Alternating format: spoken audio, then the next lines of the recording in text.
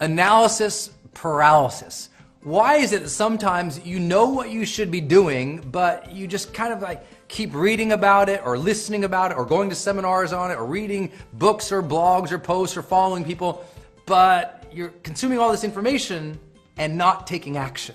And you keep thinking, why do I just keep stewing on this? I keep thinking about it, but I'm not doing anything towards it. What's going on? Why am I spinning my wheels, studying all the time, and not taking real action? Let's talk about that. First and foremost, I'm going to say something that you're not going to like, but out of these 4 ideas, I think this is the most important one, to kind of grab somebody and rattle them a little bit when they've been dreaming about something or thinking about something or studying it, but not taking action. And so let me say it lightly, but kind of directly. And that is, they're selfish. They've gotten into a place where all they're thinking about is themselves in this process. Do I know enough? Am I good enough? Am I ready? What will people think of me? Do I have the complete plan? Have I taken out all the risks and all the unknowns? Have I considered every angle from Sunday? They've done everything they could possibly do to control what is ultimately the uncontrollable, but worse, they got their perspective too myopic. They're just focused on themselves. To move someone forward, we have to have them have a greater connection with why they're doing it. The reason a lot of people haven't taken action is because they're just so focused on themselves and they keep minimizing themselves, doubt, concern, fear, worry, hurt. They've forgot to serve. You want to take more action? Serve. Think about what is the outcome of when I do this, who's it going to help? How's it going to change their life? How's it going to shift society? How's it going to make that difference? Connect with that again. You got too much in your head and out of the outcome. You got to get your head back in the outcome, because when you start attaching to the difference, to the real magic, and you know it's going to help somebody, your brain goes, hey, dummy, do something here. You got to help some people. And you'll get off of that rotation of self-concern. It is the self-concern that is really fueling the analysis paralysis. We got to get you back into service. Because you know what leaders do? You know what those who are out there trying to serve the world, make a difference?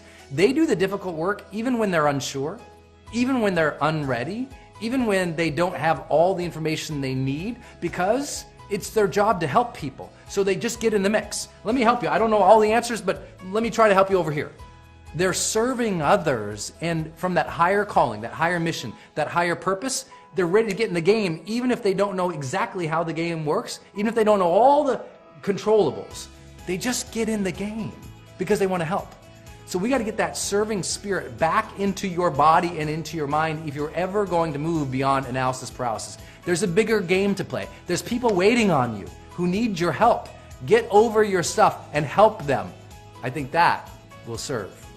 And the second idea is to clarify what is your vision and the process necessary for making that vision come true. Because sometimes analysis paralysis is that you just don't feel competent or clear. It's just like, you know you want to help people, but you're not exactly sure what you're supposed to do or how to do it.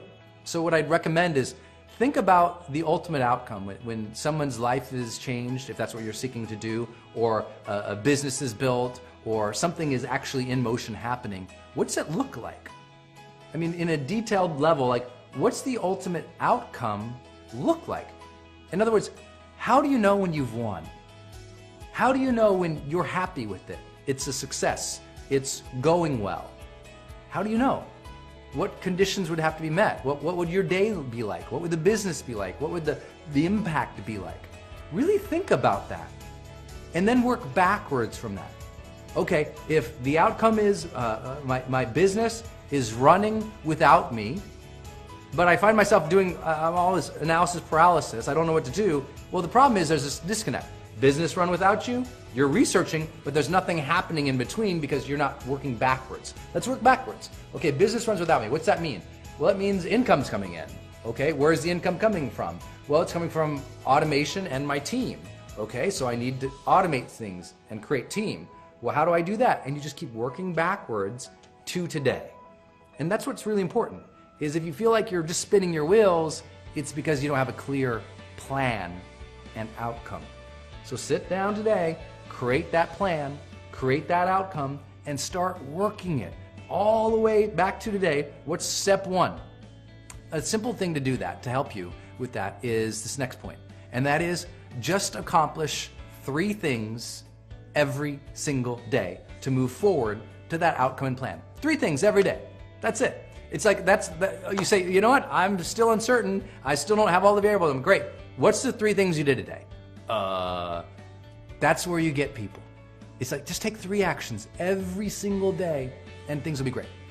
A lot of people say, well, I don't know what to do. Well, that comes into now, once you have the service in mind, you have the outcome in the process, sometimes you need to model other people. What else is other people doing? And if you're uninformed with that, it's hard to know the path. Sometimes what you need to do, you need to go to a seminar or a conference from somebody or a group of people who are doing the same thing you want to be doing. Sometimes that means getting a coach or a consultant who already has the path figured out and can serve you in that process. Sometimes that means as simple as just networking around town to figure out who else is kind of doing this, who I can take out to lunch and ask them about their process. Sometimes just modeling others will give you that motivation because you'll have more clarity and perspective to begin. Then, last piece, it has to become a daily practice for you. If there's something that's important to you, a lot of the analysis paralysis, stop blaming analysis, because it's really, your brain is not the problem. It's the discipline. It's the willingness to show up every day and work towards something. That's why I say those 3 goals, or accomplishing 3 things every day, is really important. But I really want to fine tune this here for you and make sure you're hearing me. Every day. That the problem with analysis paralysis, that it happens more often for us the less often we do things. Does that make sense? You get stuck more often when you're not moving more often. I know it's almost like you have to kind of think about that because there's a little irony there. But the reality is, if you keep finding yourself stopping and thinking and thinking and thinking and thinking, it's because you're not in motion enough. We need to get you in motion again, and the only way to get you in motion again is to make sure you have a daily habit that is keeping you moving forward to that thing you want to make happen. Look, the analysis paralysis, if it's a mind game, then I get it. Maybe you just have this problem that you're just constantly always in your head. The way to get out of your head is to get in motion serving other people. Do that, and you'll start to experience what we call the charged life.